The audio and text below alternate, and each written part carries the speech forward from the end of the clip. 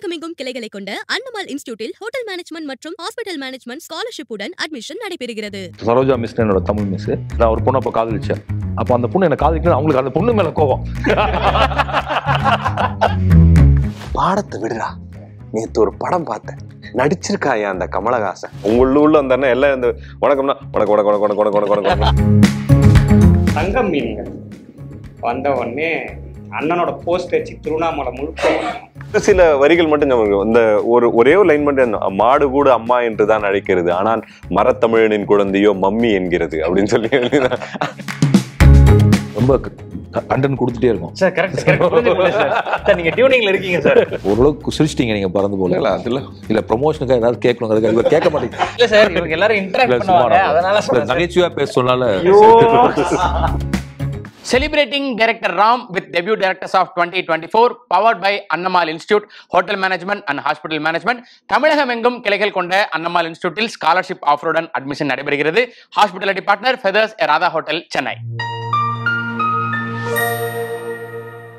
Cinema Vikatan நேயர்களுக்கு வணக்கம். இந்த செஷன் ரொம்ப சுவாரஸ்யமான, ரொம்ப கலகலப்பான செஷனாக இருக்கும் அப்படின்றது எந்த மாற்று கருத்து கிடையாது. ஏன்னா டைரக்டர் ராம் சாரை செலிப்ரேட் பண்ணுறதுக்கான ஒரு செஷன் தான் இது. ஸோ தமிழ் சினிமாவில் போன வருஷம் வந்த நிறைய நல்ல படங்கள் கொடுத்த இயக்குநர்கள் இங்கே இருக்காங்க. வணக்கம் எல்லாருக்கும். வணக்கம் சார். வணக்கம் சார். வணக்கம் வணக்கம்ண்ணா. வணக்கம் வணக்கம். ஸோ ஏற்கனவே சொன்ன மாதிரி இது ரொம்ப ஒரு ஃபார்மலான செஷனாக இல்லாமல் ரொம்ப கேஷுவலான ஒரு கலகலப்பான செஷனாக இருக்கும் அப்படின்றத நேம் சொன்னா ராம் சார் வச்சுட்டு அந்த வார்த்தை நம்ம பயன்படுத்தினது எதுக்குன்னா, ஏன்னா சாருமே படம் பார்த்தவங்க எல்லாமே சொன்னாங்க, ட்ரெய்லர் பார்க்கும்போது புரிஞ்சுக்க முடிஞ்சது. ராம் சாரோட இது வரைக்கும் வந்த படங்கள்ல இருந்து பறந்துப்போ கம்ப்ளீட்டா வேற ஒரு விஷயமா இருக்கு, ஃபன்னா இருக்குன்றத சொன்னாங்க. ஸோ இந்த செஷனும் அப்படியான ஒரு செஷனா இருக்கும். ஏன்னா சார் பேசினாங்கனாலே ரொம்ப இன்டலெக்டான விஷயங்கள், இன்டென்ஸான விஷயங்களா இருக்கு அப்படின்றது இன்டர்வியூஸ்ல புரிஞ்சுக்க முடியுது. ஸோ இந்த செஷன் கொஞ்சம் ஜாலியா இருக்கும் அப்படின்றது எதிர்பார்க்கிறோம் சார். நீங்க எப்படி பேசுறீங்க? ஸோ ஃபர்ஸ்ட் ஏன் ராம் சாரை உங்க எல்லாருக்கும் பிடிக்குதுன்றதுல இருந்து ஆரம்பிக்கலாம். நான் ஃபர்ஸ்ட் தமிழ் எம்ஏ சார் அறிமுகம் அப்படிதான். நான் காலேஜ் படிச்சுட்டு இருக்க செகண்ட் இயர் தமிழ் எம்ஏன்னு சொல்லிட்டு ஒரு ஜீவா சார் தாடிலாம் வச்சுட்டு, ஜீவா சார் நமக்கு தெரியாது, அப்படி திரும்பி பார்க்குற மாதிரி ஒரு போஸ்டர், ஒவ்வொரு ஃபுல்லாக போஸ்டர் ஒட்டிருக்காங்க. ஸோ அப்போ பார்க்கும்போது அப்போ தான் நமக்கு சினிமா ஆசையெல்லாம் பயங்கர ஆர்வமாகி தேட்டருலாம் ரெகுலராக படங்கள் பார்த்துட்ருக்கோம். ஆனால் வழக்கமான படங்கள் இல்லாமல் ஒரு போஸ்டர் இப்படி வித்தியாசமாக இப்படி இருக்குதே, இதை பார்க்கணும் அப்படின்ட்டு ஃபர்ஸ்ட் ஷோ இதை கண்டிப்பாக பார்த்துடணும், ஏன்னா இன்ட்ரெஸ்ட்டாக பார்க்க ஆரம்பிச்சிட்டோம் அப்படின்ட்டு. அப்போது நாவர்குள்ள ரிலீஸ் அன்னைக்கு போய் பார்த்துருந்தோம். அதே மாதிரி அன்னைக்கு சொன்ன மாதிரி தான், அது படம் மார்னிங் ஷோ வரல. அப்போ எல்லாரும் போயிட்டாங்க, இன்ட்ரெஸ்டாக இருந்த எல்லாரும் போயிட்டாங்க. மறுபடி வெயிட் பண்ண ஒரு சிலர், அப்புறம் படம் 3-3:30 மணிக்கு பெட்டி வந்துச்சு. அப்போது இதனால் பெட்டி வந்துச்சு சாப்பிட்ருவாங்க, படம் போடும் அப்படின்ட்டு சொன்னேன். சரின்னு சொல்லிட்டு போய் உட்காரோம். ஸோ ஃபஸ்ட் டைம் ஒரு படம் அது வரைக்கும் நம்ம பார்த்த சினிமாவில் நான் ரொம்ப சினிமாக்கள் கம்மியாக பார்த்துருக்கேன் சின்ன வயசில். ஏன்னா பேக்ரவுண்ட் இந்த கிறிஸ்டியன் பெந்தகோஸ்டல் ஃபேமிலி. ஸோ அதனால் சினிமாவுக்குள்ளே பெரிய அறிமுகமே கிடையாது. அப்போ நம்ம ரொம்ப லேட்டாக சினிமா மேலே ஒரு ஆர்வம் கொஞ்சம் படங்கள் பார்க்க ஆரம்பிக்கும். ஸோ அப்போ சாரோட படம் கட்டுது தமிழ் ரொம்ப ஃப்ரெஷ்ஷாக இருந்தது. எனக்கு ரொம்ப புதுசாக, நான் பார்க்காத ஒரு சினிமாவை, ஏன்னா நான் அப்போ வேர்ல்டு சினிமா இதெல்லாம் நமக்கு பழக்கமே இல்லை. ஸோ இந்த ஒரு படம் தான் ரொம்ப ஃப்ரெஷ்ஷாக எனக்கு சினிமா என்ன இப்படி இருக்குது அப்படின்ட்டு. நான் எனக்கு ஒரு 19 வயசில் பார்க்குறேன். எனக்கு பெரிய சினிமா பேக்கிங் அனுபவம் இல்லாதனால ஒரு பெரிய ஒரு ஆச்சரியத்தை கொடுத்துச்சு. மெயினாக அந்த படத்தோட கதை சொல்லலாம் இருக்கட்டு, அந்த படத்தில் எடிட்டிங் டிரான்சிஷன் இதாகிறது. ஸோ கதையாகவே எப்படி இப்படி ஒரு சினிமாவை அப்போ தான் பார்க்குறேன், பயங்கர ஆழமாக போயிடுச்சு. ஸோ அதுலேருந்து இன்னைக்கு வரைக்கும் சினிமாவுக்கு ஒரு 16 வருஷம் ஆயிடுச்சு. உதவி இயக்குனராக சுற்றி படம் இருக்குது 16 வருஷம். இந்த 16 வருஷத்தில் நம்ம எங்கெல்லாம் ஒரு ரெஃபரன்ஸ் தேவைப்படுது, இல்லை ஒரு படம் நமக்கு ஒரு மாதிரி ட்ரையாக இருக்கும், என்ன படம் பார்க்கலான்னா ஒரு 2-3 படம் எப்போவுமே இருக்கும். அதில் கட்டுது தமிழ். ஸோ சாங்காக இருக்கட்டு அதெல்லாம் பயங்கர இதாக இருந்துச்சுன்னா கேட்குறேன்னா, பறவையே எங்கே இருக்கிறாய், பறவையே எங்கு இருக்கிறாய், பறக்கவே என்னை அழைக்கிறாய், அந்த கட்டுது தமிழ் சாங்ஸ்ன்னு போட்டு கேட்குறது. ஸோ சினிமா எடுக்கும்போது இப்போ இதில் காதல் காட்சிகள் எழுதும்போது இப்போ வரைக்கும் எனக்கு என்ன வரும்போது கூட பேசிட்டு இருந்தோம். ஒரு 18 வருஷம் 12 வருஷமாக ஆகி போச்சு. ஆனாலும் கட்டது தமிழ் படத்தோட காதல் காட்சிகள் அந்த இன்னும் உயிர்ப்போட ஒவ்வொரு சீனுமே இருக்குது. அவங்க ஆனந்தியும் சொல்கிற ஒவ்வொரு வசனத்தை ஒவ்வொரு காட்சிகளும் இப்போ ரொம்ப இயல்பா அந்த கடிதம் எழுதுற முறை, கடிதம் எழுதுற வாய்ஸ் ஓவர்லேருந்து அந்த ஷூவை துவச்சி போடு, ஸோ இப்படி ஒவ்வொரு விஷயமா யாருமே ஷூவை துவச்சு சாக்ஸை துவச்சி போடுங்க. அப்புறம் அந்த பொண்ணுக்கு தேடி மகாராஷ்டிரா சாவர்கம் அப்படியே அவ்வளவு தூரம் போறது, அந்த விஷுவல்ஸ் இப்படி எல்லாமே இன்னைக்கு வரைக்கும். அப்போ ஒரு சிறுவனா பார்க்க ஒரு யங்ஸ்டர் பார்க்க ஆரம்பிச்சது, இன்னைக்கு சினிமாவுக்கு ரெஃபரன்ஸ் தேடி நம்ம ஒன்று பார்க்க வரைக்கும் கட்டது தமிழ், அடுத்தடுத்த அவரோட ஒவ்வொரு படங்களும் இன்னைக்கு எங்களுக்கு ரெஃபரன்ஸ் இருக்குது. நீங்க ராம் சாரை ஏன் பிடிக்கும் அப்படின்னு கேட்டோம்னா ரொம்ப சிம்பிள் தான். சினிமாவை தாண்டி ஒரு தமிழ் கற்ற பேரன்புக்காரர், அவ்வளவுதான். ஒரு ரொம்ப இதுக்கு முன்னாடி நம்ம ராம் சார் கூட ஒரு பழக்கம் ஏற்படுறதுக்கு முன்னாடியே நம்ம ராம் சாரை பார்த்த விதம் வந்து எப்படி இளையராஜா சாரை நம்ம வெளியில இருந்து பார்க்கும்போது சொல்லுவாங்களோ, அவர் பயங்கர கோவக்காரர், அவர் கிட்டவே நெருங்க முடியாது, இப்படிப்பட்டவர் அப்படிப்பட்டவர், அவர் ரொம்ப இன்டெலெக்சுவல், அவர்கிட்ட நீ பேசினாலே இன்டெலெக்சுவலா தான் இருக்கணும், அப்படி இருந்தாதான் இவங்க கிட்ட எல்லாம் பழக முடியும் அப்படிங்கிறது. ஆனா பழகினதுக்கு அப்புறம் தான் தெரிந்தது நிஜமாலே அவரோட டைட்டில்லாம் ஏன் எப்படி இருந்தது, பேரன்புன்னு ஏன் வந்ததுன்றது. பேரன்பு வந்து அவர்கிட்ட இருந்து தான் எல்லார்கிட்டயும் வருது.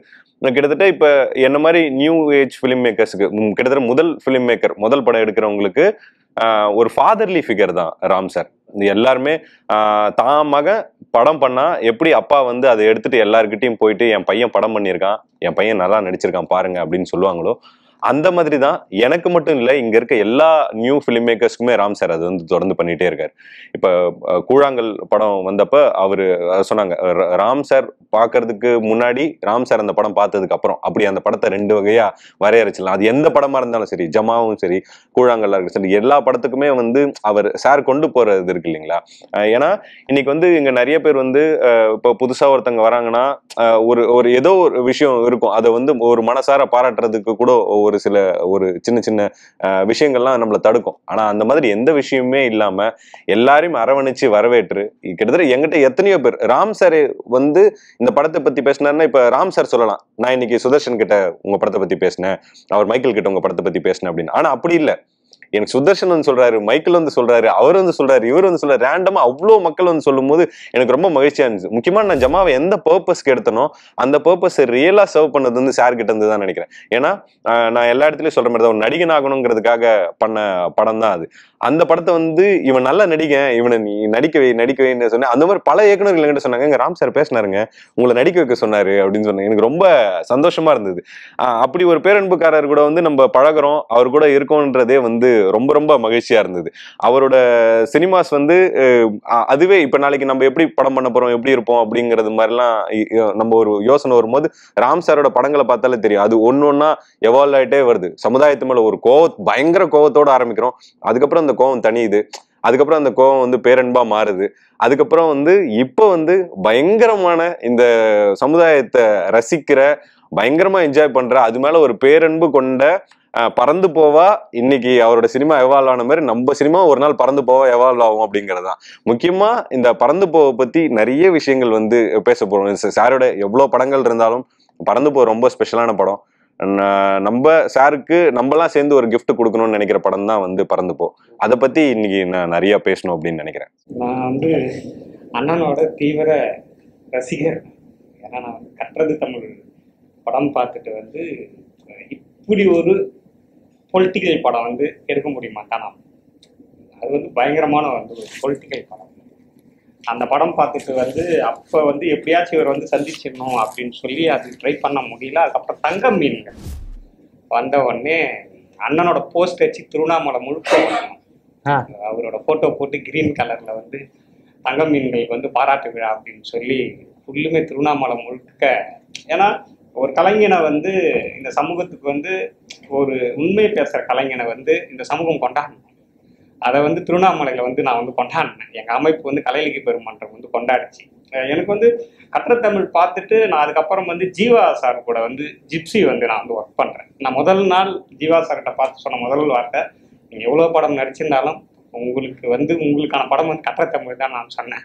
என்னை இப்படி பார்த்துட்டு இப்படினாலிங்கையும் பார்த்துட்டு அப்படியா ஆமாம் சார், நீங்க நிறைய படம் நடிக்கலாம், இல்லை நீங்க இதுக்கப்புறம் கூட நீங்க நிறைய படம் நடிக்கலாம், ஆனால் கற்றத்தமிழ் தான் உங்களுக்கு எப்போதுமே ஒரு பெரிய மைல்கல். என்னன்னா அந்த 2 சாங்கு வந்து காலத்துக்கும் எப்போதுமே நிற்கும் அப்படின்னு சொன்னா. அப்புறம் அந்த படம் வந்து இந்த ஒரு குளோபல்ல ஒரு முக்கியமான ஒரு அரசியலை பேசிச்சு.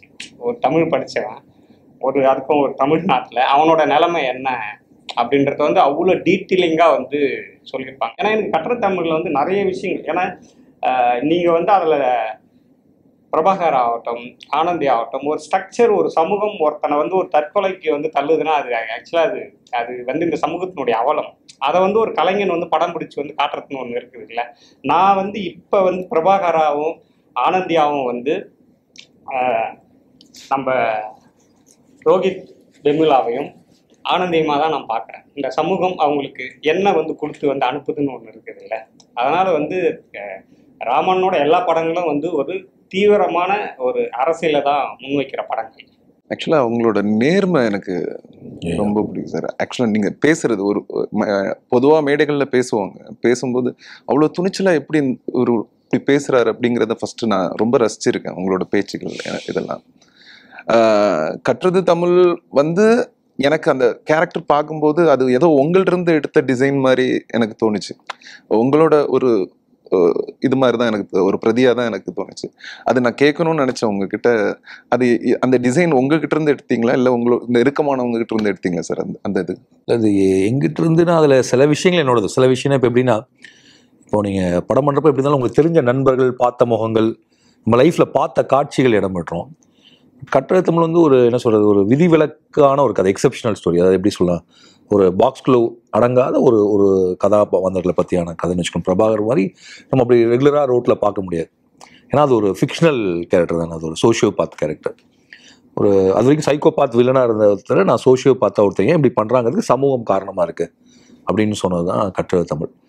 அதில் வந்து நம்ம அதில் எந்த இடத்துல நான் எவ்வளோ தூரத்துக்கு நான் அதுக்குள்ளே இருப்பேன்னா, அதனுடைய நிலப்பரப்புலாம் நான் பார்த்த நிலப்பரப்பு, அப்படி சுடுதண்ணி கொடுத்த ஃப்ரெண்ட் எனக்கு இருந்திருக்காங்க. இந்த மாதிரி உங்களுக்கு சில பர்சனல் லைஃப், அந்த there was a girl who was tall and thin and fair, அந்த விளையாட்டு நான் என்னோட பெஸ்ட் ஃப்ரெண்டோட விளையாண்டுருக்கேன். ஸோ இந்த மாதிரி நம்ம லைஃப்னுடைய முதல் படம் மட்டும் நமக்கு தெரிஞ்ச எல்லாத்தையுமே கொண்டு வந்து வைப்போம்ல. ஸோ அந்த மாதிரி குட்டி குட்டியாக வச்ச விஷயங்கள் தான். பட் கட்டுரை தமிழனுடைய அந்த பிரபாகருக்கும் எனக்கு ரொம்ப தூரம். ஏன்னா நான் இது வரைக்கும் வந்து யாரையுமே அடிச்சதில்லை. எனக்கு தெரிஞ்சு என்னையும் யாரும் அடிச்சதில்லை. நம்ம மேபி எங்கள் அம்மா அடிச்சிருக்கலாம்னு நினைக்கிறேன் சின்ன வயசில், அவ்வளோதான். ஸோ அதனால் பிரபாகருக்கும் எனக்கு ரொம்ப தூரம். ஆக்சுவலாக சாரோட அந்த கதாபாத்திர வடிவமைப்பு, ஒரு கதாபாத்திரங்களும் இப்போ நம்ம சினிமாவில் வந்து ஒரு கதாபாத்திரம் எழுதும்போது அந்த சில சினிமாவுக்காக, அந்த கமர்ஷியலுக்காக சில விஷயங்கள் எழுதுவோம் மாற்றி. ஆனால் அது எழுத மாட்டாப்புல. அந்த கேரக்டர் இப்படி தான் இருக்கும் அப்படிங்கிற அந்த ஸ்ட்ராங்காக இது பண்ணுறது இருக்குல்ல, அது அந்த இது எனக்கு ரொம்ப பிடிக்கும். அந்த கேரக்டர் ஹேண்டில் பண்ணுற விதம், கொஞ்சம் கூட காம்ப்ரமைஸ் பண்ணாமல் எழுதுறது, அதெல்லாம் எனக்கு எக்ஸ்ட்ரீமாக அவங்ககிட்ட இருந்து நான் இது பண்ணுறேன் சார். அது எனக்கு உண்மையாகவே நான் கேட்கணும்னு நினச்சேன். எனக்கு ஒரு கதாபாத்திரத்தையும் எப்படி எழுதுறீங்க, அதுக்குள்ள ஒரு கேரக்டர்ஸ்னா, இப்போ நானுமே இப்போ நளினமூர்த்தினா நளினமூர்த்தியை ஃபுல் அண்ட் ஃபுல் ஒருத்தர் இருந்து எடுக்கல, நான் தான் நளினமூர்த்தி. அது நிறைய பேரோட இதுல இருந்து தான் எடுத்து நம்ம ஒருத்தரோட கேரக்டரைசேஷன் இருக்கும். அதுக்கு பிறகு இன்னொருத்தரோட பிஹேவியர், அவங்க பேசுற ஸ்டைல் ஒருத்தட்ட இருக்கும்.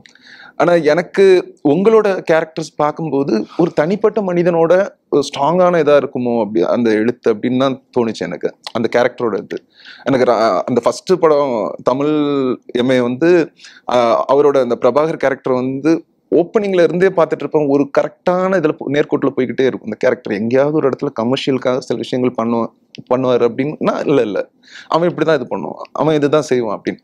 அந்த எழுத்து வந்து எனக்கு ரொம்ப பிடிச்சிருந்தது சார். அது அவங்களோட எல்லா படத்துலயும் இருக்கும். லாஸ்டா பறந்து போக வரைக்கும் அதை பார்த்து நான் பிரமிக்கிறேன். Thank you J baby. சாருன்னு கூப்பிடலாமா அண்ணன் கூப்பிடலாமா? உங்களுக்கு எது ரொம்ப கனெக்டடா இருக்கும்? நம்ம ரெண்டு ஒரே ஏஜா இருக்கும் வாய்ப்பு இருக்கு. சரி, இல்ல என்னோட ஒரு வயசு பெரியவங்க நீங்க. அதனால இன்னும் அண்ணன் கூட போது இன்னும் நெருக்கமா இன்னுமே இருக்க முடியுமே அப்படின்னு ஒரு ஆசை. வேற ஒண்ணும் கிடையாது. ப்ரோ வேணாம், அண்ணனே நான் கூப்பிடுறேன். சரி, அதுவும் குளோபலைசேஷனுக்குள்ள வருதா சார்? ப்ரோங்கிறது இப்போ எப்படின்னா, நான் யுவனை வந்து அண்ணன் சொல்லுவேன். அந்த பீரியட்ல ப்ரோ வேர்டு கிடையாதுல்ல. யுவன் என்ன அண்ணம்பர், ஜீவாவன் அண்ணம்பர், ஜீவா என்ன அண்ணம்பர். ஸோ அன்னைக்கு ப்ரோ இல்லாதனால அண்ணன் சொல்றது என்னன்னா, லைக் சாருன்னு சொல்ல விருப்பப்படல, பிடிச்சிருக்கு, நம்ம அவரை என்னன்னு சொல்லலாம் அப்படிங்கிறதுக்காக இன்னைக்கு கரெக்டாக அதுக்கு ஒரு டேர்ம் கிடைச்சிருச்சு. அதாவது ப்ரோனா அந்த ப்ரோக்கு அர்த்தம் வந்து அண்ணன் தம்பி அப்படிலாம் இல்லை, your much more then a friend. அண்ணன் சொல்றப்ப அதில் ஏஜ்லாம் வந்துருக்கு. ஆனால் இப்போ யோசிச்சு பார்த்தீங்கன்னா எனக்கு சின்ன பையன் நம்ம அண்ணன் கூப்பிடுவோம். இப்போ இவன் எப்படி என்னோட 10 வயசு இளையவராக தான் இருப்பார் நினைக்கிறேன் அப்படின்னு நினைக்கிறேன். அவர் என்ன அண்ணன் பாரு, அது ஓகே. நானும் அவர் அண்ணன் தான் சொல்லுவேன். ஸோ அந்த மாதிரி அண்ணன். இப்போ அவர் பெரியவர், நான் சின்னவர், அப்படி ஒரு அண்ணன். ஓகே சார், அண்ணனே ஆரம்பிக்கிறேன். அண்ணனே நானும் ஆரம்பிக்கிறேன். எனக்கு வந்து இந்த இடத்துல வந்து இப்போ ராமண்ணன் கூட வந்து இங்கே உட்காந்துருக்கிறது எனக்கு பெரிய சந்தோஷமா இருக்கு. ஏன்னா தமிழ் சினிமாவில் வந்து நாங்கள் ஒரு முதல் படம் பண்ணி ஒரு இடத்துக்கு ஒரு பார்க்கப்பட்டது அப்படின்னும் போது வெகு சில இயக்குநர்கள் மட்டும்தான் எங்களை வந்து சின்னதாக அங்கீகாரம் கொடுத்து அதில் வந்து ராமண்ணன் வந்து ரொம்ப முக்கியமான ஆள். அதனால் அது எனக்கு ரொம்ப பிடிச்சிருந்தது. அவரோட தொடர்ந்த எல்லா படங்களையும் நான் ஆரம்பத்துலேருந்து கட்டர் தமிழ்லேருந்து இன்னைக்கு பறந்து போக வரைக்குமே நான் எல்லா படமும் பார்த்துட்டேன்.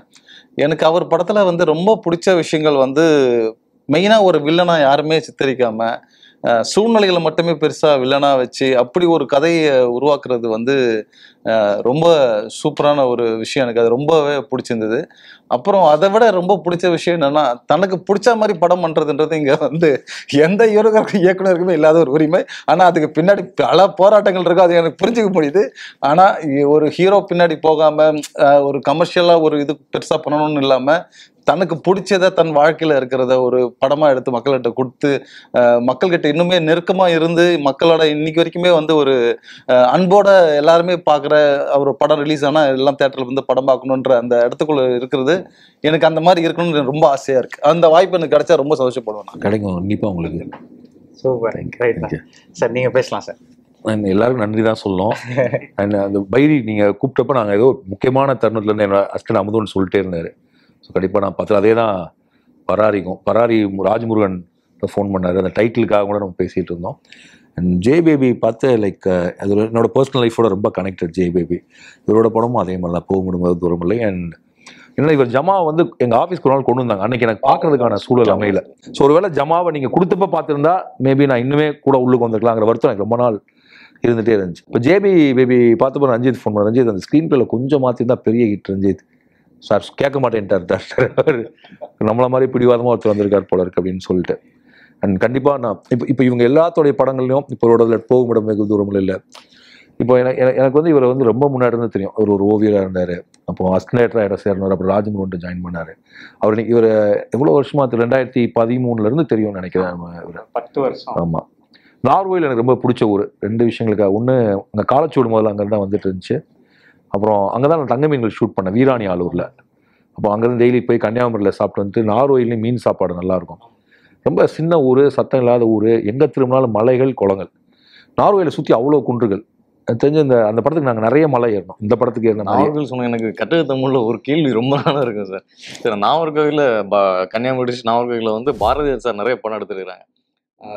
அவர் எடுத்து அதே குளத்துல நான் எடுத்தேன்னு அவர் சொல்லி தான் எனக்கு தெரியும். தங்கமீன்கள் பாட்டிலே இந்த 1000 தாமரை மொட்டுக்கள் இருக்குல்ல,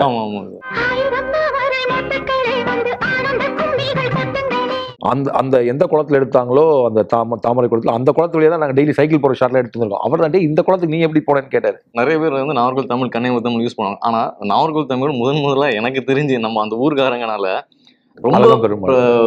ரொம்ப சிறப்பா நாகர்கோவில் தமிழ் நாகர்கோவில் தமிழ் எப்படி இருக்குமோ அதை அப்படி கையாண்டது சாரோட தமிழ் வாத்தியார நடிச்ச நம்ம பூபால ராயர் கேரக்டர் தான்.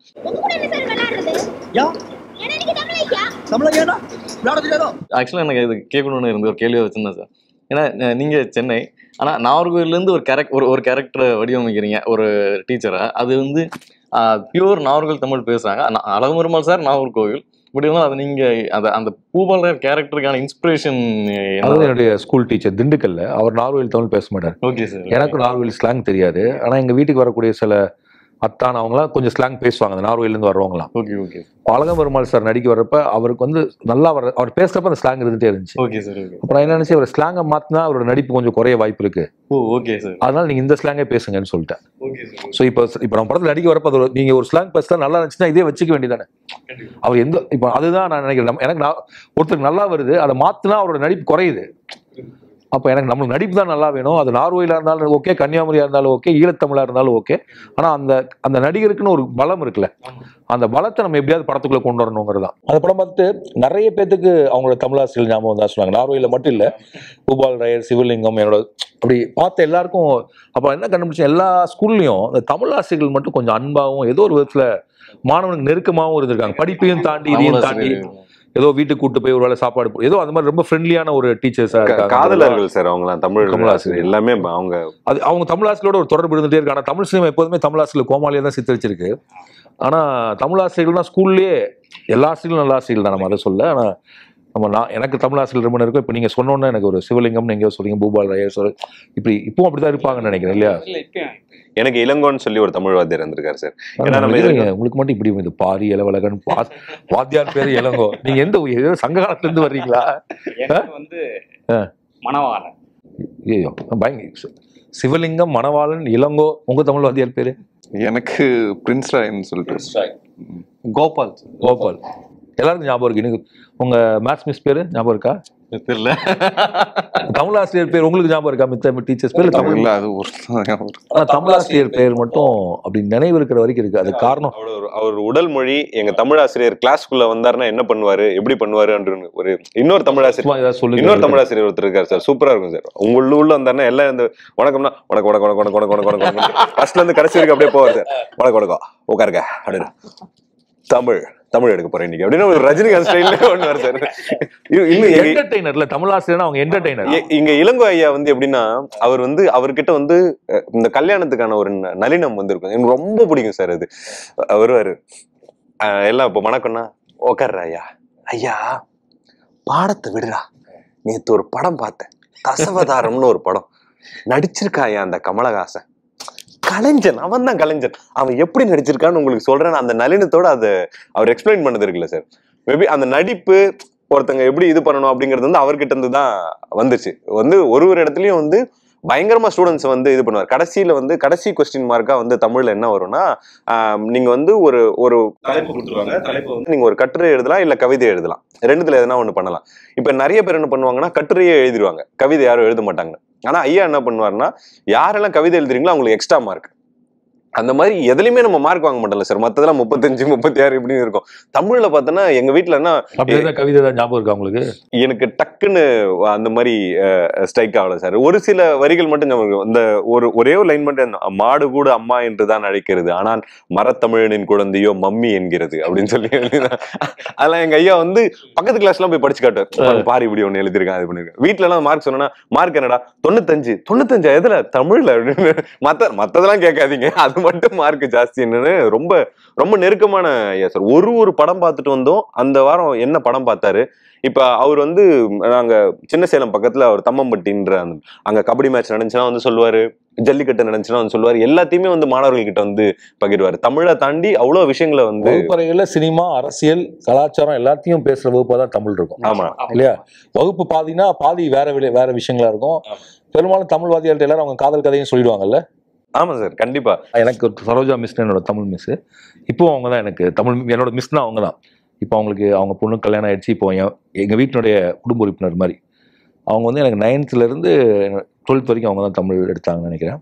அவங்களுக்கு என்னோட எல்லா ரகசியமும் தெரியும். அவங்க தான் முதல்ல என்ன வந்து நீ இது பண்ணலாம் இது பண்ணுன்னு வந்து நான் ஒரு பொண்ணை அப்போ காதலிச்சேன். அப்போ அந்த பொண்ணு என்னை காதலிக்கணும், அவங்களுக்கு அந்த பொண்ணு மேலே கோபம். ஸோ அவ என்ன நீ போய் என்ன சொல்ல, நீ என்ன நீ நீ உன்னை பற்றி உனக்கு தெரியல, நீ இப்படிலாம் இறங்கி போகக்கூடாது அப்படி சொல்லுவாங்க. அந்த காலத்தில் எந்த பொண்ணும் இந்த பையன்ட்டையும் பேசாது. அப்புறம் நாங்கள் ஒரு நாள் ஃப்ரெண்ட் ஆகிட்டோம், இது ரொம்ப வருஷத்துக்கு அப்புறம். அப்போ மிஸ்டர் சொல்கிறேன், அது அந்த பொண்ணு என்னையும் ஒரு இடத்துல பார்த்தப்ப சொல்கிறாங்க, அதாவது நீ ஒன்றும் அழகா இல்லை, நீ இப்போ சொல்கிறாங்க இவ்வளோ வருஷம் கழிச்சு பொண்ணுக்கிட்ட. ஸோ அந்த ஸ்டூடெண்ட்ஸ் நீங்கள் அது என்னன்னா ஒரு ஃபன்னாக தான் இருக்கும். ஆனால் என்னன்னா அந்த அவங்க நம்மளுக்கே தெரியாமல் ஒரு அந்த வயசில் இந்த டீனேஜில் நம்மளை கைட் பண்ணுறது இருக்குல்ல, இது ஒன்றும் பெரிய விஷயம் இல்லை இப்படிங்கிறத நம்ம அது எப்படி சொல்லி கொடுத்தாங்கன்னே தெரில. நம்ம எந்த டிப்ரெஷனுக்கும் போகாமல் அது ஒரு பெரிய விஷயமா எடுத்துக்காம ஒரு விளையாட்டாகவே கடத்தி போவதற்கு அந்த ஆசிரியர்களுடைய அந்த என்ன சொல்கிறது ஆற்றுப்படுத்துதல் அப்படிங்கிற வார்த்தை சொல்லலாம். இப்போ நம்ம அவங்கள்ட்ட போய் தைரியமாக நம்மளை ஜட்ஜ் பண்ணுவாங்கன்னு யோசிக்காம எல்லா தமிழ் ஆசிரியரும் நம்ம போய் சொல்லலாம், எனக்கு இப்படி ஒரு பிரச்சனை இருக்குது, அப்படி தப்பு பண்ணிட்டேன், அதை எப்படி சரி பண்ணலான்னு தைரியமாக நம்ம போய் நம்மளை இவங்க பனிஷ் பண்ணாமல் நம்மளை கைட் பண்ணுவாங்கிற நம்பிக்கையை கொடுக்குறது வந்து நான் சந்தித்த தமிழாசிரியர் இருந்துச்சு. கிட்டத்தட்ட நீங்கள் சொல்கிறப்ப எனக்கு அப்போ அது ஒரு பொதுவான உண்மை அப்படிங்கிற மாதிரி தான் தோணுது. ஸோ நம்மளை எல்லாத்தையும் எப்படி உதவத்தில் இந்த இடத்துக்கு வர்றதுக்கு காரணமாக இருந்த அனைத்து தமிழாசிரியருக்கும் இந்த வீடியோ சமர்ப்பணம். நன்றி. சரோஜா மிஸ் எங்க இருந்தாலும் I love you Saroja miss. இல்லை எங்க கோயம்புத்தூர்ல தான் இருக்காங்க. And I respect her a lot. Right sir. பறந்து போ பார்க்க முதல் நாள் வாங்க மிஸ். சார் அது நீங்க போன்லயும் சொல்லிருவீங்களா சார்? இருந்தாலும் விகடன்ல சொன்னா அவங்க பயங்கர ஹாப்பி. என்னன்னா அவங்க பொண்ணு சொல்ல அவங்க ஸ்டூடெண்ட் அவங்க பேரை சொல்லியிருக்காங்க, நீங்க பாருங்க அவங்க அது நல்லா கவனிச்சிருக்காங்க. எனக்காவது சொல்லிட்டேன்னா அவங்களுக்கு பயங்கர ஹாப்பியாகி ஃபோன் பண்ணுவாங்க, டேய் நீ என் பேரை சொன்னியாமே அப்படின்னு சொல்லிட்டு. அது ஒரு குட்டி சந்தோஷம் தான் உங்களுக்கு. நீங்க தான் நகைச்சுவையா பேச சொன்னீங்க இல்லையா சார்? ஆமா சார், கரெக்டா போயிட்டு நகைச்சுவையா பேசிட்டு இருக்குமா அப்படின்ற சார். எனக்கு என்னன்னா சார், இப்போ பொதுவா நீங்க சொன்ன மாதிரி முதல் படம் அப்படி வந்தனால அவங்க அந்த கிரியேட்டர் அப்படிதானோன்ற ஒரு பொது புத்தியும் எண்ணமும் பாக்குறவங்களுக்கு இருக்கும்ல சார். அந்த மாதிரி உங்களோட முகமும் உங்களுடைய மேடை பேச்சை நாங்க கேட்டது போது வந்து ராம் சார்னாலே இப்படிதான் இருப்பாருன்னு இருக்கா. ஸோ அப்படி இருக்கும்போது நீங்க இப்படி பல்லு தெரிய சிரிக்கிறது வந்து ரொம்ப சந்தோஷமா இருக்கு சார். இல்ல சார், உண்மைதான். ஈறு தெரிய சிரிப்பவர்கள் கல்யாண்ஜி ஸ்டெஃபிகிராஃபோட சிரிப்பு அப்படிதான் இருக்கும். பாத்துருக்கீங்களா நீங்க? உங்க ஸ்டெஃபிகிராஃப் ஒரு இவ தெரியாது, ஸ்மால் டென்னிஸ் பிளேயர் தெரியும் சார், ஆண்ட்ரி அகசியோட தெரியும் சார், டென்னிஸ் பிளேயர்னே தெரியும். அப்படி ஈறு தெரிய சிரிப்பாங்க. எனக்கு தெரிஞ்சு நான் முதல்ல கால் விழுந்த பெண்ணோட சிரிப்பு ஸ்டெஃபிகிராஃப் சிரிப்பு ஒரே மாதிரியா இருக்கும். ரொம்ப கண்டென்ட் கொடுத்துட்டே இருக்கும் சார். கரெக்ட். நீங்க டியூனிங்ல இருக்கீங்க சார். ஓகே சார், அந்த ப்ராசஸ் பத்தி பேசும்போது இப்போ ஒவ்வொருத்தரும் இப்போ ஒவ்வொரு விஷயங்களா வந்து ஆச்சரியப்பட்ட விஷயங்கள், சந்தேகமா இருக்க விஷயங்கள் கேட்க ஆரம்பிச்சிருக்காங்க. இதுக்கப்புறம் நிறைய கேள்விகள் நம்ம டிஸ்கஸ் பண்ணுவோம் சார். ஸோ ஒரு படத்துடைய வெற்றி அப்படின்றத பத்தி நீங்க பேசுங்க ஆரம்பிச்சிங்கன்னா அதுக்கப்புறம் அவங்கள்ட்ட நம்ம இன்ட்ராக்ட் பண்ணலாம் சார். ஒரு வெற்றி படத்துக்கு கிடைக்குது, அந்த படம் கவனிக்கப்படுது அப்படிங்கும்போது அந்த கிரியேட்டரோட மனநிலை எப்படி இருக்கணும், எப்படி இருக்கும் அப்படின்றதுல இருந்து ஆரம்பிக்கலாம் சார். முதல் படத்தினுடைய வெற்றி என்பது கண்டிப்பாக வரும், ரொம்ப கொஞ்சம் லேட்டாக வரும். அந்த அதை பற்றி கவலைப்படாதீங்க. தெரிஞ்சு இங்கே இருக்கக்கூடிய யாருமே ரிப்பீட் பண்ணல. ஜே பேபி மாதிரி போகுமிடம் வெகு தூரம் இல்லை, போகுமிடம் மாதிரி பராரி இல்லை, பராரி மாதிரி ஜமா இல்லை, ஜமா மாதிரி பைரி இல்லை, பைரி மாதிரி கட்டழுத்தமிழ் இல்லை, இல்லையா? ஸோ ஃபர்ஸ்ட் ஃபிலிமில் நம்ம எல்லாருமே ரெகுலர் மெயின் ஸ்ட்ரீம் சினிமாவுடைய ஃபார்முலாவை பயன்படுத்தாமல், இல்லை அந்த நெரேஷனுக்குள்ளே போகாமல், அந்த கதை மாந்தர்களை காட்டாமல் நம்ம வேற ஒன்று முயற்சி பண்ணுறப்ப இந்த சிக்கல் வரதான் செய்யும். நீங்கள் எவ்வளோ படம் எடுத்தாலும் திரும்ப திரும்ப ஜேபிபி மாதிரி படம் எடுக்கலையும் உங்களை டார்ச்சர் பண்ண போகிறாங்க. முதல் பட பேய் கடைசி வரைக்கும் துரத்திக்கிட்டே இருக்கும். உங்களை திரும்ப திரும்ப சொல்லுவாங்க, நான் அவங்க போகுமிடம் வெகு தூரம் இல்லை பார்த்தேங்கிறத நீங்கள் கடைசி படம் எடுக்கிறப்ப உங்களுக்கு யாரோ ஒருத்தர் சொல்லிட்டே இருப்பாங்க. ஏன்னா முதல் படத்தில் நம்ம எல்லாருமே நான் ஒத்துக்கிறேன், இது கட்டாயம் 100% உண்மைதான். ஏன்னா முதல் படத்தில் நம்ம எல்லாருமே வந்து அதுக்கப்புறம் கரெக்டாக இருக்குது, நிறைய இடங்கள் வரும் கண்டிப்பாக. ஏன்னா நம்ம தொடர்ந்து இயங்குவதற்காக முதல் படத்தில் நம்ம ஏதோ நம்ம அதனால தான் நம்ம ஆக்சுவலாக என்ன பார்த்து இவங்க உங்களை கூப்பிட்டுருக்காங்கன்னு நினைக்கிறேன். ஸோ கிட்டத்தட்ட வெற்றி என்பது ஒரு முதல் படத்திற்கு கண்டிப்பாக வரும். அது அந்த வெள்ளிக்கிழமை வரலைனாலும் உங்களுடைய எல்லா வெள்ளிக்கிழமையிலும் அது உங்களை தொடர்ந்து வந்துட்டே இருக்கும். ஆனால் நீங்கள் எடுத்த படங்களில் உங்களுக்கு ரொம்ப நெருக்கமாக ஒரு வெற்றி, இது நம்மளுக்கு ஒரு ஒரு மனது நிறைவான ஒரு வெற்றி அப்படின்னு நீங்கள் ஃபீல் பண்ண படம் எதுவாக நீங்கள் அப்படின்னா எல்லாமே எனக்கு என்னை பொறுத்த வரைக்கும் எல்லாமே வெற்றி. அதில் பேரன்பு சொல்லலாம். ஏன்னா பேரன்பு எடுக்கிறப்ப நான் என்ன நினச்சேன்னா, அது ரொம்ப எக்ஸ்பெரிமெண்டலான படம், அதை யாருமே பார்க்குறது ரொம்ப கஷ்டம்னு சொல்லி தான் மம்முக்காட்ட போய் பேசுகிறப்ப அவர் வந்து ஒரு வெகு சொற்ப தொகைக்கு அந்த படம் பண்ணார். ஏன்னா அவர்கிட்ட இந்த மெயின் ஸ்ட்ரீம் இல்லை, இதனால் ரிலீஸ் பண்ணுறதே கஷ்டம். அப்போ அவர் சொல்கிறார், நான் ஒரு பெரிய ஹீரோ அப்படிலாம் இல்லைன்னு சொன்னார். நான் சொன்னேன், இல்லை சார் இந்த கதை அந்த மாதிரி அப்படின்னு சொல்லிட்டு அது ரொம்ப பட்ஜெட்டில் எடுத்தோம். பட் அது ஒரு 3 மடங்கு லாபம் சம்பாதிச்சு. என்னால் அதை நம்பவே முடியல. அப்போ அவர் சொன்னார், நீ ஒரு ஸ்டாரோட ஒர்க் பண்ணேன்னு எனக்கு தெரியவே இல்லை. அதுதான் உங்களுடைய பலமே. அப்போ எனக்கு என்ன தோணுச்சுன்னா, அப்போ நீங்கள் எந்த கதையுமே கரெக்டான ஒரு டீமோட சேர்ந்து பண்ணால், அதற்கான நடிகளோட பண்ணால் நடக்குது. ஸோ பண ரீதியான வெற்றிக்காக நான் சொல்கிறேன். அப்படி பார்த்தா தரமணி வந்து திரும்ப ஒரு ஷூஸ்ட்ரிங் பட்ஜெட்டு, ஒரு 16 பேப்பர் ஆடு, 8 போஸ்ட்டு, இவ்வளோதான் மொத்த விளம்பர செலவு. அவ்வளோதானா சார்? அப்புறம் யூடியூப்ல போட்ட டீசர் 2. இந்த பேப்பர் ஆட் வந்து அன்னைக்கு வந்து அந்த படத்துல அதுல ஒன்று இருக்கும், என்னன்னா நம்ம கதையை விட்டு வெளியில வந்து ஒரு கமெண்ட்ரி கொடுப்போம்ல, அதே ஸ்டைல பேப்பர் ஆட்ல, ஏன்னா அதை இன்ட்ரோடியூஸ் பண்ணி வச்சலான்னு சொல்லிட்டு அன்னைக்கு இருக்கக்கூடிய பொலிட்டிக்கல் மேட்டர் தூக்கி போட்டு, அதாவது ஃபர்ஸ்ட் மீம் கண்டென்ட் தான் முதல் பேப்பர் ஆட்லேயே, அதாவது மீமா, அப்போ மீம்னு அதுக்கு பேர் தெரியாது பண்ணா, அப்போ என்ன ஆகும்னா சோஷியல் மீடியா எல்லாரும் எடுத்து அதை போடுவாங்க, போட்டு அதை அன்னைக்கு டாக்காக மாறும். அப்புறம் அந்த டீசர்ஸுமே ரொம்ப கரெக்டாக மாறிச்சு. அந்த படத்துக்கு ட்ரெய்லர் கிடையாது, 3 டீசர். அந்த படத்துக்கு நான் ப்ரெஷ் ஷோ போடல. ப்ரெஷ் ஷோ படம் ரிலீஸ் ஆகி அதுக்கு அடுத்த நாள் சாயங்காலம் தான் போட்டேன். ஏன்னா எனக்கு ஒரு பயம் இருந்துச்சு, இந்த படத்தை பார்த்துட்டு ப்ரெஸ்ல ரொம்ப எங்கேயாவது சமூக பொறுப்போட நம்ம இது பண்ணிட்டாங்கன்னா என்ன பண்ணுறதுன்னு சொல்லி இது பண்ணேன். ஸோ எனக்கு அப்போ எனக்கு என்ன தோணுச்சுன்னா, நம்ம கரெக்டாக ஒரு படத்தை பொசிஷன் பண்ணால் ஒரு சொற்ப தொகையிலேயே கொண்டு வந்துட முடியும். ஆனால் அன்னைக்கு இருந்தது அப்படி. இன்னைக்கெல்லாம் வந்து இன்னைக்கு வீடியோ விஷுவல் இன்ஃபர்மேஷன் நிறைய ஆயிடுச்சுல, எனக்கு விஷுவல் இன்ஃபர்மேஷன் கம்மியாக இருந்துச்சு. இது தங்க மீன்கள் ரிலீஸ் பண்ணதே எனக்கு வெற்றி அப்படிங்கிற மாதிரி ஆகிப்போச்சு. இப்போ எல்லாரும் கேட்குறாங்க, ஒவ்வொரு படத்துக்கும் 6 வருஷம், கட்டுரை தமிழுக்கும் தங்க மீனுக்கு 6 வருஷம். ஆனால் 6 வருஷம் இல்லை, என்ன பண்ணியிருப்போம், படம் எடுத்து முடிச்சிட்டோம். 3 வருஷம் ரிலீஸ் பண்ணுறதுக்கு மட்டுமே ட்ரை பண்ணிட்டு இருந்தோம். ஸோ அதனால இப்போ நீங்களாம் எவ்வளோ நாள் ரிலீஸ் பண்ணீங்க படத்தை? எந்த வந்து 2.5 வருஷம் 2 வருஷம் நான் 6 monthsல 6 monthsலயே பண்ணிட்டீங்க. 2.5 வருஷம் 2.5 ஒரு வருஷம் 2 வருஷம் 2 வருஷம். ஸோ இதெல்லாம் 2 1 1.5 நம்ம தங்க மீன்களுக்கு டைம் ஆகுது. அப்போ அடுத்தது தரமணி அப்படியே வந்துடும். இப்போ தரமணி பேரன்பு சேர்ந்து வந்துச்சு. அப்புறம் திரும்ப இப்போ நம்ம படம் எடுத்துகிட்டு இருக்கோம், ரிலீஸ் பண்ணதா இருக்குது. ஸோ வெற்றின்னு பார்த்தா அப்படி ஒவ்வொரு படத்தில் ஒவ்வொரு வெற்றியை சொல்லலாம். கட்டுரை தமிழில் ஒன்று, தங்க மீன்களில் வந்து ரிலீஸ் ஆனதுக்கு என் ஹஸ்டன்ஸ்லாம் அழுதுட்டாங்க. ஏன்னா அது ரிலீஸ் ஆகுங்கிற கான்ஃபிடன்ஸே யாருக்கும் இல்லை. அந்த அளவுக்கான இடத்துக்கு போய் இப்போ 3 BHK நீங்கள் கூட ஆடியோ லான்ச்சுக்கு வந்திருப்பீங்களே, ஜூலை 4 அவங்க படமும் வருது. ஆமா சார். அருண் விஸ்வா என் ஹஸ்டன்ட் தான் அந்த படத்தோட ப்ரொடியூசர். அவன் வந்து அந்த இதோட பேக் போன். அன்னைக்கு தங்க மீன்கள் வெளிவருவதற்கு அருண் விஸ்வா என் கூடவே இருந்தது தான் அந்த முக்கியம். அப்படி யோசிச்சு பார்த்தா வெற்றிங்க நம்ம கூட எப்படி இருந்தாலும் நம்மளோட அசிஸ்டன்ஸு யாரோ மனிதர்கள் வந்து எப்போதுமே கை கொடுத்து தூக்கிட்டு போயிட்டே இருக்காங்க. ஸோ எல்லா படங்களும் வெற்றி தான் சார். அதில் இப்படி ஒவ்வொரு படத்தினுடைய வெற்றிக்குள்ளேயும் ஒவ்வொன்று இருக்கு அப்படின்னு நான் நினைக்கிறேன். தங்க மீன்கள் கல்யாணி அந்த கேரக்டருக்கு ஆக்சுவலாக என்னன்னா அதுக்கு அந்த படம் வர்றதுக்கு வந்து லேட் ஆனாலும் சரி, அது அந்த கல்யாணி பேசின விஷயங்கள் இருக்கு.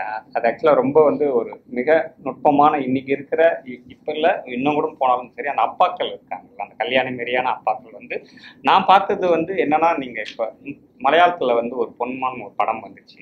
அந்த படத்தில் வந்து ஒரு இடதுசாரி சிந்தனையாளர் வந்து அவங்க தங்கச்சிக்கு வந்து கல்யாணம் பண்ணுறதுக்காக ஒரு பெரிய நெருக்கடிக்குள்ள ஆளாவாரு. நகையை வந்து போட்டு போறது, நகை வாங்குவாரு. அந்த கல்யாணி கேரக்டரும் நான் வந்து அப்படிதான் பார்த்தேன். அந்த செல்லம்மா அவருக்கு வந்து ஒன்று பண்ணணும், ஆனா அவங்க 2 பேருக்குள்ள இருக்கிற அன்பு வந்து அந்த செல்லம்மாவுக்கு தெரியும் அப்பா யாரு என்னன்றது. ஆனா ஒன்று மீறி அந்த ஸ்கிரிப்டில் அந்த கல்யாணியா அது எழுதின விதமும் சரி, நீங்க அந்த செல்லம்மாவை நீங்க வந்து எழுதினும் சரி, எங்கிருந்து நான் அது வந்து உங்களுக்கு வந்து ஆரம்பிச்சிச்சு. உங்களுக்கு நிறைய அப்பாக்கள் நீங்களும் பார்த்துருக்கீங்க, நமக்கு அப்பாக்கள் இருக்கு, நம்மளும் அப்பாவா இருக்கும். பட் அந்த கேரக்டர் அப்படி எழுதுறதுக்கான காரணம் அந்த குழந்தையினுடைய கதாபாத்திரத்திலிருந்து தான். ஏன்னா வந்து அவளை ஸ்கூல் வந்து ஒரு ஸ்லோ லேர்னர்னு சொல்லுது. அவளுக்கு டிஸ்லெக்ஸியா இருக்கு, WM வரல, படிப்பு வரல, வயதுக்கேற்ற ஒரு குரோத் இல்லை அப்படிங்கிற மாதிரி சமூகம் சொல்லிட்டு இருக்கு. அப்படி இருக்கிறப்ப அந்த அப்பா அம்மாவும் ரொம்ப அந்த ஒன்றும் பயப்படுவாங்க, இல்லைன்னா அந்த குழந்தைய பாதுகாப்புறப்ப அந்த அப்பா இன்னுமே கனிவான ஒருத்தரா மாதிரி ஊரே நம்ம பொண்ணு வந்து டெய்லி ஹியூமிலியேஷன் பண்ணிட்டு இப்போ ஸ்கூலுக்கு அனுப்புகிறோம். நம்ம என்ன நினைப்போம், ஸ்கூலில் படிக்க போகிறா அப்படிங்கிறது ஓகே. ஸ்கூலில் போய் டெய்லி ஒரு குழந்தை அவமானப்பட்டு வருதுன்னு தெரிஞ்சா அந்த அப்பா அந்த குழந்தை எப்படி நடத்துவார்? அதுதான் கல்யாணம் இல்லையா? நம்ம வேலை பார்க்க போகிற இடத்துல அவமானப்படுறது வேற, நம்ம குழந்தைங்க படிக்க போகிறாங்க, விளையாட போகிறாங்க, அங்கே அவங்களுடைய ஏதோ ஒரு இன்னபிலிட்டினாலேயோ ஏதோ உடல் அமைப்பினாலேயோ இல்லை மன வளர்ச்சினாலேயோ அவங்க வந்து அவமானப்படுத்தப்படுறாங்கன்னு ஒரு பெற்றோருக்கு தெரிஞ்சதுன்னா அந்த பெற்றோர்கள் எப்படி நடந்துக்குவாங்கிறது தான் கல்யாணி. அப்படி தான் கல்யாணியோடைய கதாபாத்திரம் வந்து உருவாகுது. அதான் நான் எப்போதுமே கதாபாத்திரத்தை ரியல் லைஃப்லேருந்து சாயல்கள் எடுக்கலாம். இப்போ எனக்கு இவர் பார்த்தா இவர் போட்டிருக்காரு, கை எப்படி வச்சுட்டு உட்காந்துருக்காரு, இவர் இப்படி நம்ம பார்த்துட்டே இருக்கோம். நம்மளோட கால்களே வெவ்வேறு மாதிரி தான் வச்சுருக்கோம், கை வேறு மாதிரி வச்சுருக்கோம். இது அப்சர்வேஷன் இல்லையா? இப்போ இந்த ரியாக்ஷனுக்கு என்ன அது பண்ண முடியும். ஆனால் நம்ம அப்படியே ஒரு இன்ஸ்பிரேஷனாக அப்படி எடுத்துக்க முடியாதுன்னு நினைக்கிறேன். நம்ம கதையினுடைய கான்ஃப்ளிக்ட்ல இருந்து தான் அந்த அப்பா எப்படிப்பட்டவரா ஆக்சுவலாக அது எப்படி இருக்குன்னா நடிப்பு வரைக்கும் இவர் மெலோட்ராமேட்டிக்காக நடிச்சிட்டாரு இது அப்படி சொல்லவே முடியாது. அந்த கான்ஃப்ளிக்ட் தான் அவர் நடிக்க முடியுமே தவிர சம்பவம். ஏன்னா சினிமா ரியலிஸ்டிக் கிடையாது. எப்படி இருந்தாலும் நம்ம ரியலிஸ்டிக் மாதிரி நம்ம நடிக்கிற பாவனை தான் செய்யணும். இப்போ தங்க மீன்கள் அந்த குழந்தை கொஞ்சம் எக்ஸ்ட்ராவாக தான் கொஞ்சம் எக்ஸ்ட்ரா நடிப்பேன். ஏன்னா அவளுக்குள்ள ஒரு பயங்கரமான ஒரு பிரச்சனை இருக்குது. நம்ம ஜெயிக்கிறோமா இல்லையா, நம்மளை எல்லாம் இப்படி சொல்கிறாங்க. அப்போ தன்னை தக்க வச்சுக்கிறதுக்கு அவள் கொஞ்சம் ஓவர் டூ தான் பண்ணுவாள். கொஞ்சம் எக்ஸ்ட்ரா ஒரு கதை சொல்ல ட்ரை பண்ணுவாள், சொல்லி முட்டாளாவா இல்லையா? அப்படிதானே இருக்க முடியும். அப்படிதான் அப்போ அந்த நடிப்பும் அப்படிதான் இருக்கும். இப்போ ஜமா எடுக்கிறப்ப ஜமாக்கு அந்த கதாபாத்திரத்துக்கு அப்படிதான் நடிக்கணும். ஏன்னா ஒரு பேஷனேட்டாக இருக்கான், இதுவாக இருக்கான். இப்போ அப்போ நடிப்புங்கிறதும் எதுலேருந்து வந்துடுது, நம்ம எடுத்துக்கிட்ட கான்ஃப்ளிக்ட். அந்த கதை எடுக்கிறப்ப இப்படிப்பட்ட ஒரு குழந்தையை பற்றி அப்படிங்கிறப்ப அந்த அப்பா அப்படிப்பட்ட ஒரு அப்பாவாக இருக்காரு. அப்படிப்பட்ட நிறைய அப்பாக்களை நான் சந்திச்சிருக்கேன். அவங்களுடைய பிரதிபலிப்பு தான் கல்யாண சுந்தரம்ங்கிற அந்த கல்யாணி. அவனுமே ஒரு என்ன சொல்றது, உண்மையை ஏற்றுக்குவது தயார் இல்லாத, ரொம்ப என்ன சொல்றது, உலகமே எதுக்கிறப்ப நான் எப்படியா சரி பண்ணிடுவேன் நம்புற ஒரு தனக்குள் தன்னால் எல்லாமே செஞ்சிட முடியும்னு நினைக்கிற ஒருத்தர் தான் அவர். ஒரு இடம் வந்து பயங்கரமா கவிதை மாரியே இருக்கும். அந்த சாயம் பூசிக்கின வந்து அது நான் மதுரை அமெரிக்கன் காலேஜில் படிக்கிறப்ப அந்த செல்லூர்ல சில்வர் பட்டர் இருக்கும். சாயங்காலம் பார்த்தா எல்லாம் அப்படி சில்வர் மேலே வெளில நின்று இருப்பாங்க. ஸோ அந்த இமேஜ் உள்ளுக்குள்ள இருந்துட்டே இருந்துச்சு. ஸோ என்ன வேலை பார்க்கலாங்கிறப்ப அந்த தொழில் வேற அழிஞ்சிட்டு இருந்துச்சு. அப்போ அந்த கல்யாண சுந்தரம் அந்த வேலை பார்க்கணும். ஆனால் என்னால் கரெக்டாக அப்படி ஒரு பட்டறையை கண்டுபிடிக்கவே முடியல. நான் பார்த்து அந்த இமேஜை கிரியேட் பண்ண முடியல. ஏன்னா நான் தங்க மீன் எடுக்க போகிறப்ப அப்படி பட்டறையே இல்லை, நார்வே இல்லை. அப்போ நம்மளா ஏதோ மேக்கப்பில் சொல்லி பூசிட்டு வந்தோம். ஆக்சுவலாக அவங்க நீங்கள் அந்த மாலை வெயிலில் அந்த ஆத்தோரத்தில் இருக்கும், அந்த அப்படி நின்றுருப்பாங்க. டீ கடையெல்லாம் முழுக்க சில்வரோட சில்வர் மேன்லாம் நின்று இருப்பாங்க அந்த பட்டையிலேருந்து வர ஆட்கள்லாம். ஸோ அந்த ஞாபகத்தில் தான் அந்த இது கிரியேட் பண்ண. இப்போ நீங்கள் இந்த மாதிரி இன்ஸ்பிரேஷன்ஸ் இது வந்து கேரக்டருக்குள்ளே வந்து வருதே தவிர கேரக்டர் ஆர்க்கோ இல்லை கேரக்டருடைய மொத்தமும் அப்படி வர்றதில்லை. இப்போ கூட நிறைய தீம்ஸ்லாம் கூட வருது. அந்த வந்து நான் சாவ போறேன் அப்படின்னு சொல்லுவோம் அந்த சின்ன குழந்தை, ஏன்டி நாளைக்கு எங்க அம்மா பூரி சுட்டுக்கிறாங்களே அப்படின்னு. நாளைக்கு சாவ போறேன். அது என்னன்னா அந்த ஹியூமர் எங்க இருந்துச்சுன்னா, ஏன் நாளைக்கு செத்து போறேன் எங்க அம்மா பூரி சுடுறாங்களே அதனாலதான். பாரதி தேவின்னு ஒரு ரைட்டர், அவங்க நிலாக்கள் தூர தூரமான்னு ஒரு புக் எழுதியிருப்பாங்க. உங்களுக்குலாம் சிரிக்கணும் அப்படின்னா அந்த புக் படிங்க.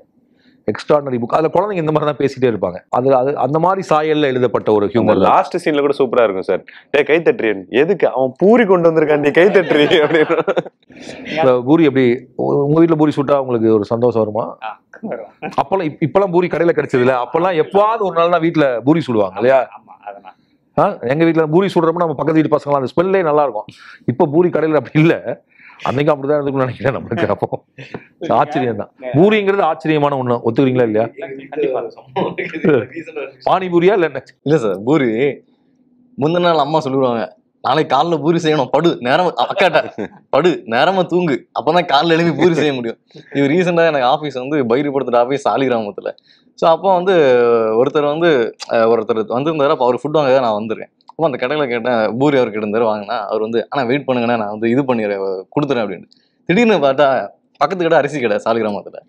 அவர் சொல்ற ஒரு பூரி மாவு கொடுங்க அப்படின்னு. பூரி மாவு எனக்கு தூக்கி ஒரு போட்டுச்சு. இன்னைக்கு ஒரு பூரி வாங்கி பூரியை வந்து இது பண்ணி அவர் இனி பண்ணி கொடுக்க போறாரு. 2 நிமிஷம் வெயிட் பண்ணுங்க அவ்வளோ சொன்னார். 2 நிமிஷம் வெயிட் பண்ணுங்க, என்ன சூடாக தான் இருக்குது அப்படின்ட்டு வாங்கினாரு, கொட்டினாரு, போட்டாரு. அதிகபட்சம் 5 நிமிஷம் அந்த பூரி வந்துடுது. பூரி அவர் போட்டு கொடுத்துட்டாரு அதிகபட்சம். ஆனா நமக்கு வீட்டுல வந்து பாத்தீங்கன்னா சின்ன வயசுல ஃபுல்லாவே பூரினா முந்தின நாள்ல இருந்து வந்து அதுக்கு வந்து ஒரு பெரிய இதை விட நான் இதுக்கு முன்னாடி சொன்ன தமிழ் ஆசிரியர் என்ன பண்ணுவாங்க உங்க வீட்டுல? கிழங்கு. உங்க வீட்டுல கிழங்கு? உங்க வீட்டுல சார் கிழங்கு? எல்லார் வீட்லயும் கிழங்குதான். கிழங்கு இல்லைன்னா அது இப்ப கூட கிழங்கு இல்லைன்னா ஒரு மாதிரி. ஒவ்வொரு ஊர்ல கிழங்கு ஒவ்வொரு மாதிரி இருக்கும். ஆமா, தண்ணியா மதுரை பக்கம் தண்ணியா வைப்பாங்க. இந்த பூரியை அந்த கண்ணாடி இதுக்குள்ள போட்டு வச்சிருக்கோம். அப்பளம் மாதிரி நொறுக்கி அதுக்குள்ள சுட சுட காலையிலேயே சுட்டி நீ பாத்துருக்கீங்களா? இந்த ஊர் மதுரை சைட்ல எல்லாம் அந்த மாதிரி இருக்கும்.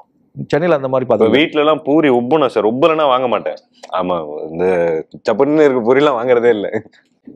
கடைகள்ல பூரி அடிக்க வச்சு நம்ம ஜெனரேஷனோட பூரிகள் மேல ஆச்சரியம் போயிடுச்சு எனக்கு. இப்போ பூரிகள் ஆச்சரியம். பூரி சப்புன்னு ஒரு மாதிரி பிளாட்டா தான் இருக்கு. இப்ப ஃபுல்லா பானிபூரிக்கு போயிட்டாங்க. பூரி இல்ல இப்ப புரி. அதை போட்டு அதுல டக்கு நம்ம வந்து ஹோல்ஸ் போட்டோம்னா அது வந்து உடையும். சர்க்கரையை அதுக்குள்ள தூவி. அண்ணன் கேட்டதுல எனக்கு ஒரு முக்கியமான ஒரு கேள்வி இருக்குது சார். இப்போ கட்டது தமிழ், 2வது தங்க மீன்கள், 3வது வந்து நமக்கு தரமணி, இப்போ 4வது வந்து பேரன்பு. இப்போ 4 படங்கள் வந்து இப்போ நான் பறந்து பண்ண பார்க்கல. இப்போ 4 படம் பார்த்துருக்கேன் சார். ஒண்ணுக்கு ஒன்று வந்து வேற வேற ஜேனர்ஸு இது. அது இல்லாமல் வந்து பார்த்தீங்கன்னா கட்டது தமிழில் ஒரு குளோபலைசேஷன் பார்த்தீங்கன்னா ஒரு டீட்டெயில் தமிழில் ஒரு படித்த ஒரு பையன். ஸோ இந்த குளோபலைசேஷன் இந்த மாதிரி இதில் சிக்கி அதை பற்றி அவனோட எவ்வளோ அவன் எந்த அளவுக்கு அந்த நெருக்கடிக்குள்ள உள்ளாகிறான். தமிழுக்கு படித்தவனுக்கு சரியான வேலை கிடைக்கல. ஸோ அவன் எப்படி ஒரு ஒரு கொலைகள் செய்கிற அளவுக்கு அவன் எப்படி டிப்ரெஷன் ஆகிறான்னு ஒரு விஷயம் பேசுகிறோம். அதை இப்போ பேரன்புல பார்த்தீங்கன்னா ரொம்ப சிக்கலான ஒரு லைன் அதில் கதையோட கருவை. ஸோ அப்பா பொண்ணு, அந்த பொண்ணோட ஒரு டீனேஜ் இதில் அவங்களுக்கு இருக்கிற ரொம்ப ஒரு முக்கியமான ஒரு இதை பேசுகிறோம். ஸோ வந்து ஒரு கதையை சார் வந்து சூஸ் பண்ணுறதுக்கு என்ன இருந்தால் வந்து இந்த கதையை நம்ம எடுக்கலாம் அப்படின்ட்டு எடுத்து ஆடலாம், இது நமக்கான படம் அப்படின்ட்டு எந்த இடத்துல சார் வந்து ஒரு கதை அப்படி இது நமக்கான படம்னு முடிவு பண்ணுவீங்க சார்? அது அப்படி ரொம்ப ரேண்டமாக நடக்கிற ஒன்று தான் நினைக்கிறேன். ஆனால் ஒன்று முடிஞ்ச அளவுக்கு நம்மளுடைய ஜேர்னல் ரிப்பீட் பண்ணாமல் இருக்க ட்ரை பண்ணுறது தான். எப்படி இருந்தாலும் நம்மளுடைய சாயல் வந்துடும். அந்த கேரக்டருடைய ஏதோ ஒரு பாவனையிலையோ ஏதோ ஒரு பேசுறதுலையோ இது வந்துடும். ஆனால் முடிஞ்ச அளவுக்கு அந்த கான்ஃப்ளிக்டும் அந்த கதையில் நடக்கிற உலகமும் நம்ம முந்தின படத்துலேருந்து கொஞ்சம் மாறி இருக்கணும் அப்படிங்கிறது மெயினாக ஒன்று எடுத்துக்குவேன். இப்போ பறந்து பண்ணுறப்ப நான் என்னென்னா தங்க மீன்களோட எதுவுமே அதில் வந்துடக்கூடாதுங்கிறதால தான் ரொம்ப கவனமாக இருந்தோம். ஏன்னா நம்ம ஒன்று பண்ணிட்டோம், திரும்பவும் ஒரு குழந்தையினுடைய உலகத்துக்குள்ளே போகிறோம். அப்போ தங்க மீன்கள் இருக்கக்கூடிய எல்லாத்தையும் நான் அன்லேர்ன் பண்ணிட்டு தான் இதுக்கு வரணும். அதுக்காக தங்க மீன்கள் தப்புங்கிறதுக்காக இல்லை. அந்த டைரக்டராக இந்த படத்தை எடுத்தாருங்கிற கேள்வி படம் பார்க்குறப்ப வரணுங்கிறதா நம்மளுடைய ஆசையாக இருக்கும். அதில் ஜெயிக்கிறோமோ தோக்குறோமோ இந்த அட்டெம்ப்ட் ஒவ்வொரு படத்துலையும் இருக்கும் நினைக்கிறேன். வந்துருச்சு. அதே மாதிரி தரமணியில வந்து நீங்க அந்த லிசி கேரக்டர் வந்து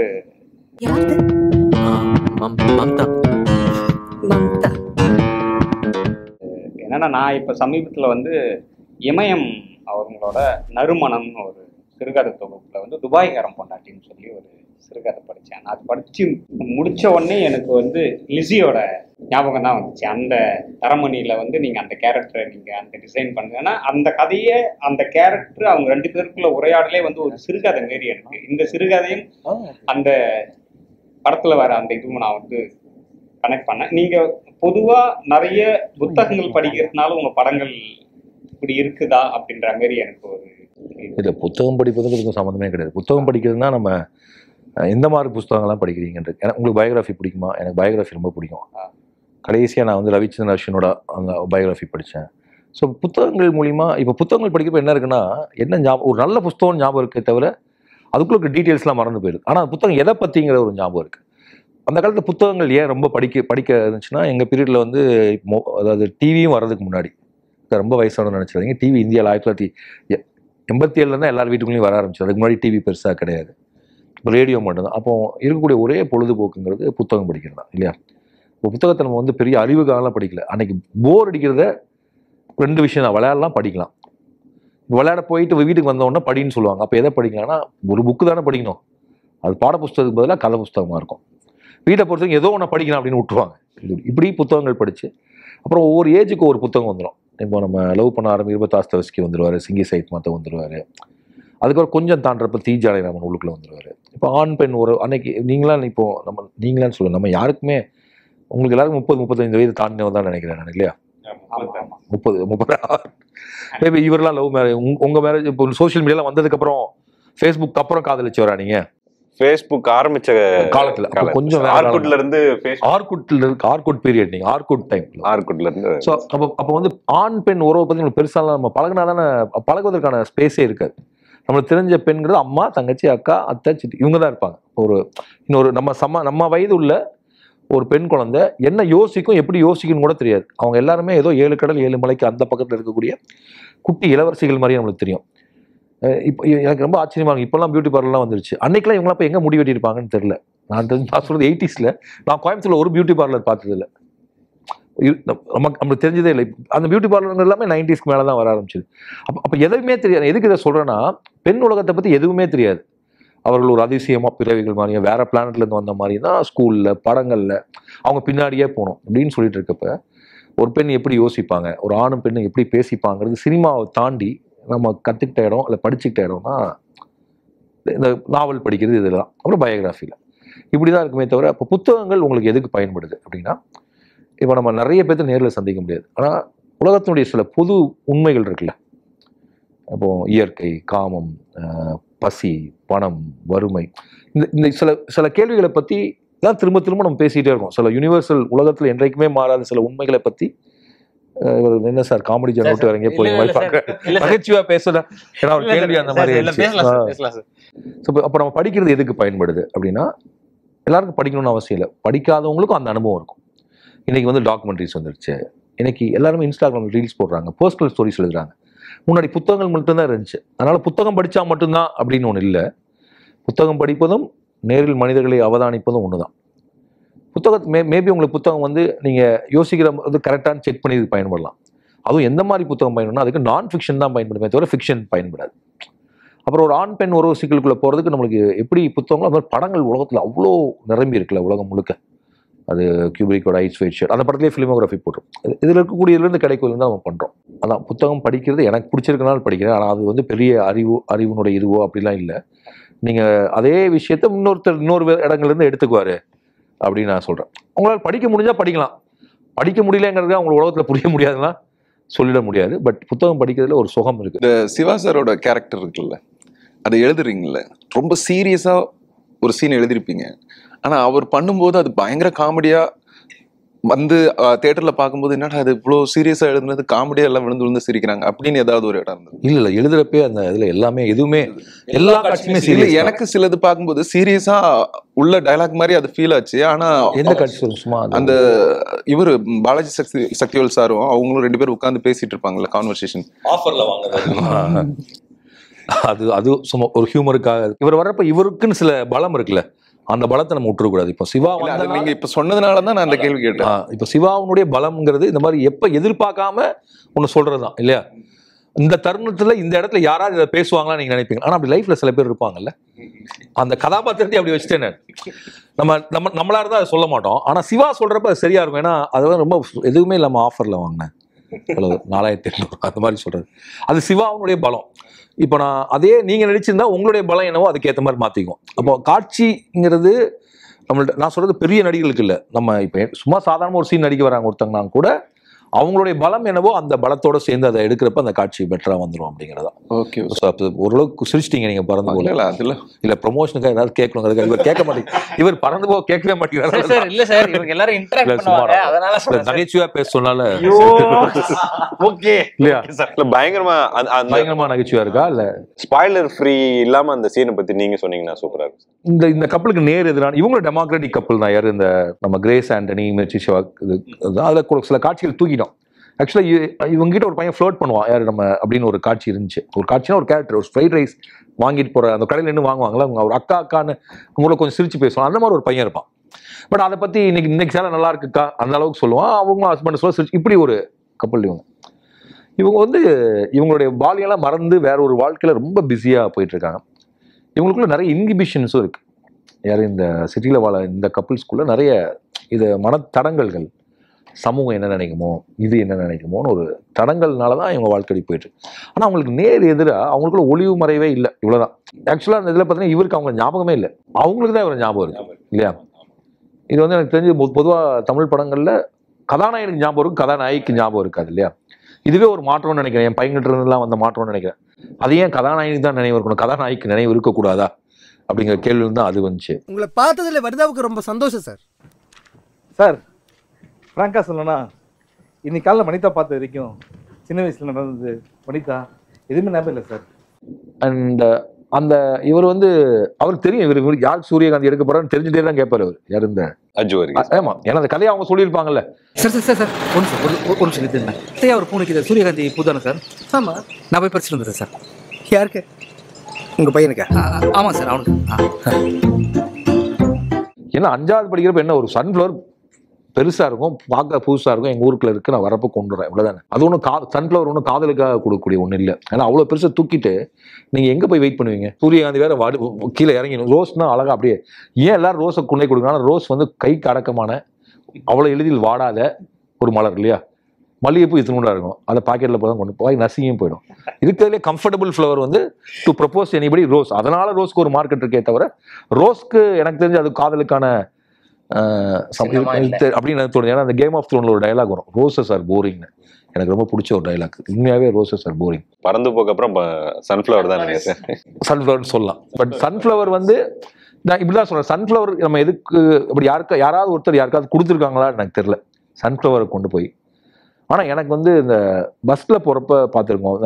நான் கோயம்புத்தூர்ல இருந்தோம். ஒரு எங்கேயோ உடுமலைப்பேட்டையோ எங்கேயோ போய் யாரோ எதுக்கோ போயிருக்கேன், எனக்கு தெரியல, 4ஆவதோ 3ஆவதோ எவ்வளோ ஒரு மாதிரி மெமரி.